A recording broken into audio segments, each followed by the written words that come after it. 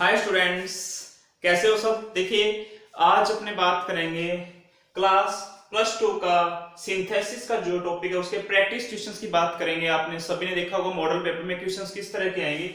इस तरह से एक क्वेश्चन लिखा होगा, बाद में लिखा होगा सिंपल सेंटेंस या कंपाउंड सेंटेंस। 2 मार्क्स से क्वेश्चन आएंगे और करने कैसे हैं अपने उसकी प्रैक्टिस करेंगे। देखिए, तो मैं एक बार फिर आपको कहूंगा कि जो हमारे साथ आज फर्स्ट टाइम जुड़ रहे हो चैनल को सब्सक्राइब करते रहिए, शेयर करते रहिए। बहुत इंपॉर्टेंट टॉपिक के बारे में अपने बात करेंगे। आज ये एग्जाम में आपके 2 नंबर्स का टॉपिक आता है जो आपके इसी क्लास में क्या हो जाएंगे, क्लियर होंगे कि पक्के हो जाएंगे कि हमें एग्जाम में करना है और किस प्रकार से करना है, क्या क्या चीजें दी जाएंगी और कैसे दी जाएंगी। देखो, सिंपल सेंटेंस सिंपल इस तरह से लिखा आएगा, फिर कंपाउंड इस तरह से लिखा आएगा, जिसे अपने सिंथेसिस कहते हैं। सिंथेसिस एक कंजक्शन का ही पार्ट होता है। किसका? कंजक्शन का ही पार्ट होता है, याद रखना। सिंथेसिस कंजक्शन का ही पार्ट होता है। ध्यान से समझना है एग्जाम में हमें करने कैसे हैं, किस प्रकार करने हैं। मैं कंसेप्ट की बात नहीं करूंगा, आपको टेक्स्ट से लेके चलूंगा कि एग्जाम में हम इसको सॉल्यूशन कैसे और किस प्रकार से जल्दी से कर सके। अब देखिए, नेक्स्ट बात करते हैं करना कैसे। तो मैं पहले आपको कंपाउंड सेंटेंस से स्टार्ट करता हूं। देखो, 5 नंबर क्वेश्चन से स्टार्ट करेंगे, फिर 4 3 2 1 ऐसे चलेंगे। कंपाउंड सेंटेंस का मतलब होता है जोड़ना। दो चीजों से कंपाउंड का मतलब क्या होता है? यौगिक। वैसे अपने बात करें हिंदी में, कंपाउंड को कहते हैं जोड़ना। कैसे जोड़ते हैं? कंपाउंड सेंटेंस में क्या होता है, याद रखना। आपने सुना होगा 10th क्लास में ऐसे वर्ड होते थे, और, otherwise, else, not only but also, not only but also, either और, नाइदर नोर, बोथ एंड।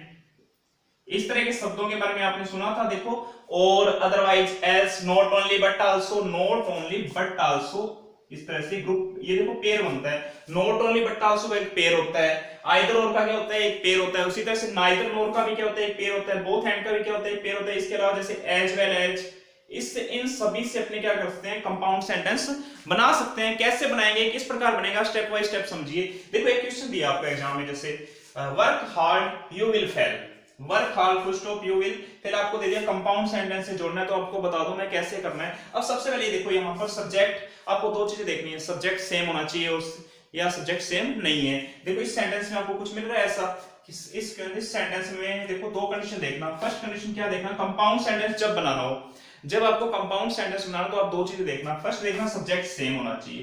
क्या देखोगे? सब्जेक्ट सेम होना चाहिए। क्या देखना है हमें? सबसे पहले सब्जेक्ट सेम होना चाहिए। फिर आपको देखना है कि सब्जेक्ट सेम नहीं है। दूसरी कंडीशन क्या? सब्जेक्ट सेम नहीं है। 2 कंडीशन देखनी है, या तो सब्जेक्ट सेम होगा या सब्जेक्ट सेम नहीं होगा। अपने इसको दूसरे भाषा में समझे तो ऐसे समझ सकते हैं कि सब्जेक्ट सेम होना चाहिए या सब्जेक्ट सेम नहीं होना चाहिए। अपने ये भी कह सकते हैं सब्जेक्ट सेम होगा या सब्जेक्ट सेम नहीं होगा। अपने जैसे नॉर्मल भाषा में बात करें तो ऐसे कह सकते हैं सब्जेक्ट सेम होगा या सब्जेक्ट सेम नहीं होगा। 2 कंडीशन चलो अपने देखते हैं। यहाँ पर देखो, सब्जेक्ट वगैरह सब कुछ अलग है, ठीक है। सब्जेक्ट के सब कुछ अलग है, तो आप क्या करना, ऐसा सेंटेंस जिसमें हमें सब्जेक्ट नहीं मिल रहा, दोनों सब्जेक्ट के अलग अलग है ना, दोनों सब्जेक्ट अलग हैं, तो आप क्या करोगे? कोई भी यूज कर लेना। आप आइदर और यूज कर लेना, चाहे बोथ एंड कर लेना, चाहे नॉट ओनली बट आल्सो, तीनों पेयर में से कोई भी कर लेना। नॉट ओनली वाला कर लेना, चाहे आइदर और कर लेना, चाहे बोथ एंड कर लेना, ठीक है। कोई भी यूज कर लेना, आप किसी भी पेयर से ऐड कर लेना, ठीक है। किसी भी पेयर से, तो मैं आपको बता दूं यहाँ मैन, किसी भी पेयर से आप ऐड कर सकते हो, और भी लगा सकते हो, अदरवाइज भी लगा सकते हो, एल्स भी लगा सकते हो। इसमें क्या है कि वर्क हार्ड करिए, नहीं तो आप क्या हो जाओगे? फेल हो जाओगे। Work hard otherwise you fail, will fail ऐसे लिख सकते हैं अपने। Work hard otherwise you will fail, बस इसका यूज कर सकते हो, ठीक है। इसका यूज कर सकते हो। अगर दूसरे तरह से अपने बनाए तो ऐसे भी बना सकते हैं, आइदर वर्क हार्ड और यू विल फेल, ठीक है। अब थोड़ी सी मैं आपको बात बता दूं, यहाँ पे दोनों तरह से अपने बना सकते हैं। और लगा दूं मैं, दोनों तरह से अपना क्या हो जाएगा? इसको ऐसे भी तो बना सकते हैं, अपने ये भी रखना, वर्क हार्ड और यू विल फेल, ठीक है। इस तरह से अपने सेंटेंसेज बना सकते हैं। देखना, आइदर और का यूज आप वहां करना जहां पर आपको सब्जेक्ट के बारे में कुछ पता नहीं चल रहा कि सब्जेक्ट सेम है या नहीं है, या हमें पता नहीं चल रहा इसमें सब्जेक्ट का यूज कहां किस प्रकार से किया गया, तो वहां डायरेक्ट करना। डायरेक्ट आप ये समझ सकते हो, इसमें डायरेक्ट वर्ब से स्टार्ट किया गया, तो वहां आप क्या करना, आइदर और का यूज कर देना, या तीनों में से अदरवाइज लगा सकते हो या और लगा सकते हो। और थोड़ी सी अपने आगे बात करते हैं। फर्स्ट कॉन्सेप्ट ये याद रखना, नाइदर नोर का यूज हम कहां करते हैं? नेगेटिव सेंटेंसेस में करते हैं। ये भी याद रखना, नाइदर नोर का यूज हम यदि आपको कंपाउंड सेंटेंस दिया है, नेगेटिव सेंटेंस दिया और आपको लिख दिया कंपाउंड सेंटेंस बनाना है, तो आप किसका यूज करोगे? नाइदर नोर का यूज करोगे। नाइदर नोर का यूज हम नेगेटिव सेंटेंस में करते हैं, ठीक है, नेगेटिव सेंटेंस में करते हैं। मैं ये आपको हर बात क्लियर करूंगा अभी, जस्ट वन क्लास में आपको ये 2 नंबर क्लियर कर देते हैं। नेगेटिव सेंटेंस में करते हैं, पहले अपने ये बनाते हैं, he is rich, he is honest. अब देखिए, he is rich, he is honest compound sentence से बनाना है, तो मैंने आपको बताया इसको आप not only but also say भी जोड़ सकते हो, आइदर और से भी जोड़ सकते हो और बोथ एंड से भी जोड़ सकते हो। देखिए कैसे किया मैंने अब क्या किया, देखो सबसे पहले आप सब्जेक्ट सेम है, ही इज, जहां तक आपको सब्जेक्ट सेम है वो उतार देना।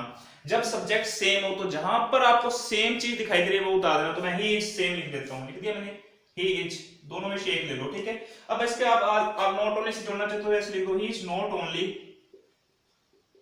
Rich but also honest. बस इतना सा काम करना है, ठीक है।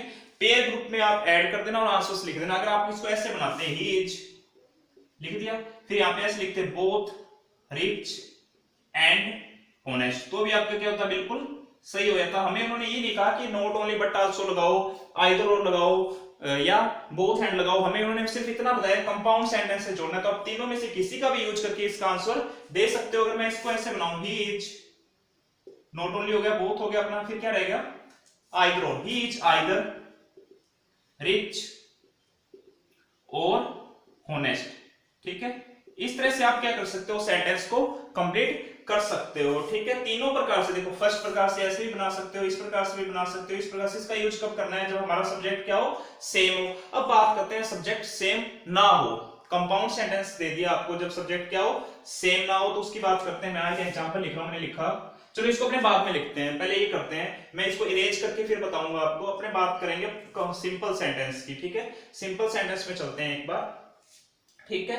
एक क्वेश्चन रह गया आपका कि जब सब्जेक्ट सेम ना हो, देखो अब सब्जेक्ट सेम था वो तो हम कर चुके हैं, जब सब्जेक्ट सेम ना हो, चलो अपने पहले कर ही लेते हैं। मैंने लिखा जैसे संजीव इज होनेस्ट, फिर फुल स्टॉप लगा के लिखा मैंने मनीष इज होनेस्ट, लिख दिया मैंने, ठीक है। अब देखो सब्जेक्ट के सेम नहीं है, जब सब्जेक्ट सेम नहीं है तो अब जो पेयर वर्ड है ना उसको स्टार्टिंग से लिख देना। पेयर वर्ड को क्या करना, स्टार्टिंग से लिखना। तो सबसे पहले लगा देना, जैसे नॉट ओनली लगा दिया मैंने, फिर उसके बाद क्या लगा दिया मैंने, संजीव, ठीक है। फिर लिख दिया बट आल्सो, लिख दिया फिर मैंने, फिर क्या लगा दिया, मनीष। बस ऐसे करना है, पहले लिखना नॉट ओनली, फिर पहला सब्जेक्ट, फिर दूसरा पेयर वर्ड बट आल्सो, फिर क्या लिखना, मनीष लिख देना यहाँ पे जो सेकंड सब्जेक्ट है, फुल स्टॉप के बाद। फिर जो बचा हुआ था क्या था, इज होनेस्ट, ये बचा हुआ पार्ट था ना फर्स्ट है, ये लिख देना इज होनेस्ट। बस ये अपना आंसर, इसको अपने ऐसे भी बना सकते हैं, आइदर संजीव और मनीष इज होनेस्ट, ठीक है। इन चीजों का यूज करके आपको क्या करना है, जब सब्जेक्ट सेम ना हो तो इस तरह से आपको आंसर्स देने हैं। अब आगे बात करेंगे सिंपल सेंटेंस की, बात करेंगे सिंपल सेंटेंस में, यहां से स्टार्ट करते हैं। अब देखिए, she is running fast, she wants to catch the, bus इसको कैसे करना है देखिए। अब देखो यहां पर आपको सेकंड सेंटेंस में टू प्लस वर्ब की फर्स्ट फॉर्म मिली है, टू प्लस वर्ब की फर्स्ट फॉर्म मिली है। जब वो टू प्लस वर्ब की फर्स्ट फॉर्म कह दी, आपको कहा है कि सिंपल सेंटेंस से जो ना इसकी जो कंसेप्ट होता है उसके बारे में अपने कोई बात नहीं करे, अभी अपने क्वेश्चंस करना सीख रहे हैं, क्योंकि प्रैक्टिस क्वेश्चन दे रहा हूं, एग्जाम में आपके 2 नंबर पक्के हो जाएंगे। तो आपको क्या करना है वो देखो, पहला सेंटेंस सेम लिख देना, सी इज रनिंग फास्ट, लिख दिया, सी इज रनिंग फास्ट, हो गया यहां तक, ठीक है। सी इज रनिंग फास्ट, उसके बाद बात क्या करना, ये जो टू से पहले वाला सब्जेक्ट है वो सारा हटा देना, ठीक है। टू से पहले जो भी ना सी वांट्स वगैरह जो भी आपको मिले सारा हटा देना। तो टू से स्टार्ट कर देना, टू कैच द बस, बस ये अपना आंसर आ गया, ठीक है। सिंपल सेंटेंस को वैसे कहते हैं, अगर अपने कंसेप्ट पे जाएं तो सिंपल सेंटेंस का मतलब होता है जिसमें एक ही वर्ब आनी चाहिए, जिसमें क्या आनी चाहिए, एक ही वर्ब आनी चाहिए, एक ही मैन वर्ब होनी चाहिए या एक ही हेल्पिंग वर्ब होनी चाहिए। लेकिन ऐसा अपने अभी बात नहीं करेंगे, अपने यहाँ पे ये समझेंगे, she is running fast, full stop, she wants to catch, वो तेज इसलिए दौड़ रही थी क्योंकि बस को पकड़ना चाहती है वो। तो अब देखो क्या करोगे, सी इज रनिंग फास्ट कर दिया, फिर फुल स्टॉप और सी वांट्स दोनों को हटा देंगे क्योंकि टू प्लस वर्ब की फर्स्ट फॉर्म में दिखाई दे रही है क्वेश्चन में। तो टू से आप स्टार्ट कर देना, टू कैच द बस, ये अपना क्या हो जाएगा, आंसर हो जाएगा, ठीक है। एक ही क्वेश्चन बहुत इंपॉर्टेंट रहेगा एग्जाम में, इस तरह का आएगा, अपने को समझ में आ जाएगा। वहां सिंपल सेंटेंस लिखा होगा, आपको इतना सा पहचानना है कि टू प्लस वर्ब की फर्स्ट फॉर्म सेकंड सेंटेंस में दी हुई या नहीं दी। अब दूसरे पे बात करते हैं, ही finished his work, he went home, फिर सिंपल सेंटेंस से जोड़ना। लेकिन अब देखो फर्स्ट कंडीशन यहाँ पे अपने को टू प्लस वर्ब की फर्स्ट फॉर्म को दी नहीं हुई, तो मतलब ये इसका यूज तो नहीं होगा। अब देखो क्या करना है, he finished his work, he went home, ये सिंपल सेंटेंस है। किससे जोड़ना है? Simple sentence. एक चीज बताओ, पहले उसने अपना कार्य किया, फिर उसके बाद घर पे गया। पहले कार्य किया, फिर उसके बाद घर पे गया। समझ गए? दोबारा समझिए। ही फिनिश्ड हिज वर्क, उसने अपना कार्य फिनिश किया, उसके बाद वह घर गया। मतलब पहले काम पूरा किया था, फिर घर गया था। पहले काम पूरा किया था, फिर गया घर पे था, यानी कि फिर घर गया था मतलब पहले काम किया था। दोबारा समझिए, पहले काम किया था फिर घर गया था, मतलब काम के अंदर क्या है, थोड़ा डिफरेंस आ रहा है। ठीक है, पहले काम हुआ फिर हम आगे गए, पहले काम हुआ फिर हम आगे गए। जब भी काम में डिफरेंस आ रहा हो, ठीक है, काम में डिफरेंस आ रहा हो, तो ऐसे क्वेश्चंस को हम क्या करते हैं? पार्टिसिपल से जोड़ते हैं। किससे जोड़ते हैं? पार्टिसिपल से जोड़ते हैं। और ये बात करेंगे जब डिफरेंस आ रहा हो, थोड़ा बहुत भी डिफरेंस आ रहा हो, डिफरेंस की कंडीशन में, डिफरेंस की कंडीशन में, डिफरेंट की कंडीशन में परफेक्ट पार्टिसिपल का यूज करते हैं। किसका? परफेक्ट पार्टिसिपल का प्रयोग करते हैं। किसका प्रयोग करेंगे? परफेक्ट पार्टिसिपल का प्रयोग करते हैं। अच्छे से समझना। अब बात करेंगे परफेक्ट पार्टिसिपल का मतलब क्या होता है। परफेक्ट पार्टिसिपल में क्वेश्चन को हैविंग से स्टार्ट किया जाता है। किससे स्टार्ट किया जाता है? हैविंग से स्टार्ट किया जाता है। किससे स्टार्ट किया जाता है? हैविंग से। परफेक्ट पार्टिसिपल में आंसर को हैविंग से स्टार्ट किया जाता है। रिपीट कर रहा हूं मैं, परफेक्ट पार्टिसिपल में आंसर को हैविंग से स्टार्ट किया जाता है। दोबारा समझिए, परफेक्ट पार्टिसिपल में आंसर को किससे स्टार्ट किया जाता है? हैविंग से स्टार्ट किया जाता है। किससे स्टार्ट किया जाता है? हैविंग से स्टार्ट किया जाता है। तो मैं क्या करूंगा, परफेक्ट पार्टिसिपल का क्वेश्चन है, कैसे पता चला मैं परफेक्ट पार्टिसिपल है? क्योंकि डिफरेंस था, पहले काम किया फिर घर गया। ठीक है, अब तो नहीं गया, पहले काम किया फिर घर गया, तो मतलब काम में अंतर दिखाई दे रहा है। तो आप कहां से स्टार्ट कर देना? हैविंग से। तो पहले ही को हटा के हैविंग लिख दो, बस इतना सा करना है, हैविंग लिख देना। बाकी सारा सेंटेंस सेम उतार देना, बाकी सारा सेंटेंस सेम उतार देना, कुछ मत करना। हैविंग फिनिश्ड, ज्यादा सोचना मत आप लोग। हैविंग फिनिश्ड हिज वर्क, फिर करना कॉमा लगा के ही वेंट होम, फिर लगा देना फुल स्टॉप। बस इस तरह से अपने को आंसर कंप्लीट करना है, ज्यादा सोचना नहीं है। अब बात करते हैं ऊपर। ही saw a lion, he climbed up the tree। अब देखो, जो काम हाथों हाथ हो जाए, जो काम हैंड टू हैंड हो जाए, ही saw a lion, जैसे उसने लोयन को देखा, वो क्या हुआ? पेड़ पर चढ़ गया। जो काम हाथों हाथ हो जाए, तुरंत हो जाए, जैसे मैंने लोयन को देखा और मैं पेड़ पर चढ़ गया। ठीक है, जैसे टू फ्रेंड्स से बियर की स्टोरी थी ना, उसमें आता है, उसने एक दोस्त ने किसको देखा था? बियर को देखा था, तुरंत कहां चढ़ गया? पेड़ पर चढ़ गया था। जिसका रिजल्ट हाथों हाथ मिले, हाथों हाथ तुरंत, टाइम ना लगे, बिल्कुल भी टाइम ना, टाइम डिफरेंस ना हो। अपने ये कह सकते हैं, जहां पर टाइम डिफरेंस ना हो, जहां पर क्या हो?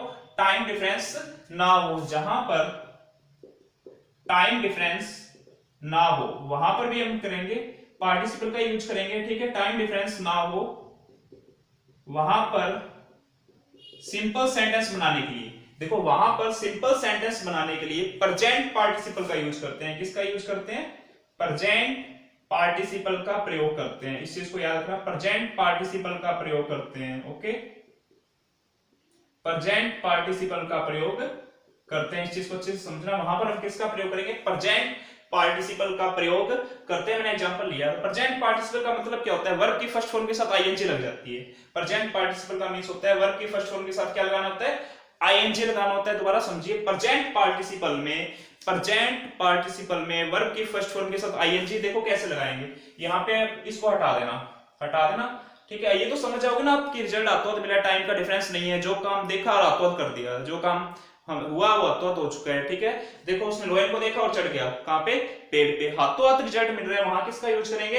प्रेजेंट पार्टिसिपल का यूज करते हैं। ठीक है, प्रेजेंट पार्टिसिपल का मैं पहचान क्या होती है सभी ने पढ़ लिया होगा, देखा भी होगा आपने। आज उसकी प्रैक्टिस की बात करें तो वर्ब की फर्स्ट फॉर्म प्लस आईएनजी को क्या कहते हैं? प्रेजेंट पार्टिसिपल कहते हैं। तो यहाँ पे एक वर्ब मिली है आपको, मिली है ना? मिली है, इसको फर्स्ट फॉर्म बना लो। पहले तो बना लिया, फिर इसके साथ आईएनजी लगा देना। ठीक है, यहाँ पे एक वर्ब मिलेगी, आईएनजी लगा देना। अब कई बार होता है हेल्पिंग वर्ब मिलेगी तो क्या करना? बीइंग लगा देना। क्या लगा देना? बीइंग। ये भी समझो, यदि यहाँ पे ऐसे मिले हेल्पिंग वर्ब तो क्या लगा देना? बीइंग लगा देना। ठीक है, सीइंग, फिर क्या? ए लोइन। बस इतना सा करना है, बाकी सेम उतार देना। ही क्लाइंब अप द ट्री। बस इन चीजों का ध्यान रखना है और अपने क्या हो जाएंगे? क्वेश्चंस सॉल्व हो जाएंगे। ठीक है, एक सेकंड आप इसको देखिए, मैं इसको इरेज करके आपको वो जो क्वेश्चन था जिसमें सब्जेक्ट सेम नहीं होते, इसको एक तो एग्जांपल सोल्व करवाता हूं, नाइदर नॉर की भी बात करते हैं।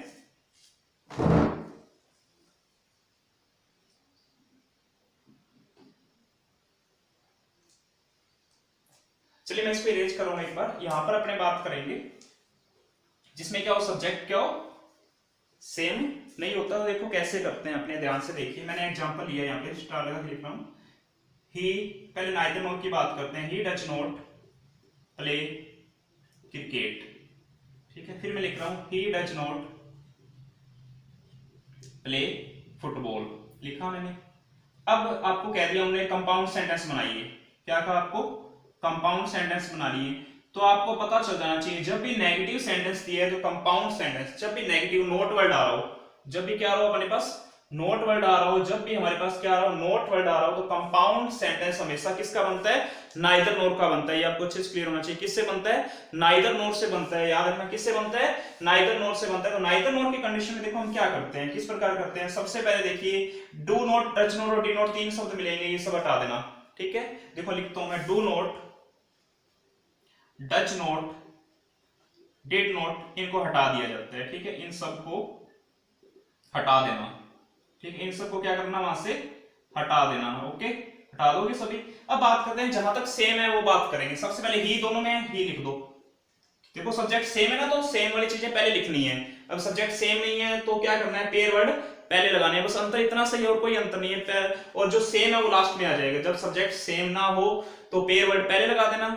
नॉट ओनली लगाया था, फिर मैंने संजीव लगाया था, फिर बट आल्सो लगाया, फिर दूसरा सब्जेक्ट लगाया, फिर बाकी बचा हुआ था वो लगा दिया था जो। अब इसमें क्या करना है, सेम। अब बात करते हैं डज नॉट व्हाट क्या। अब प्ले ले आओ, ले या प्ले।